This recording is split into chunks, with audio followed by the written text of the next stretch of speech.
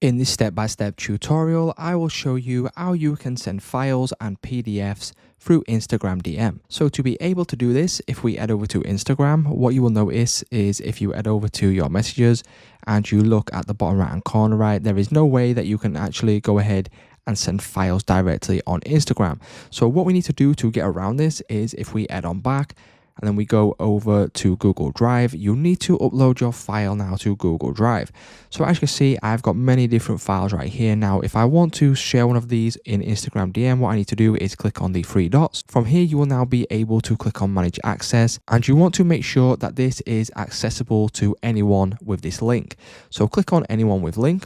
That will then update the settings. You will then be able to go back, go to that specific file, and then you want to now go ahead and click on Copy Link. Once we click on Copy Link, you will then be able to head on back to Instagram, go to the DM that you want to send the file in, click on your messages, and then you'll then be able to paste the link in here.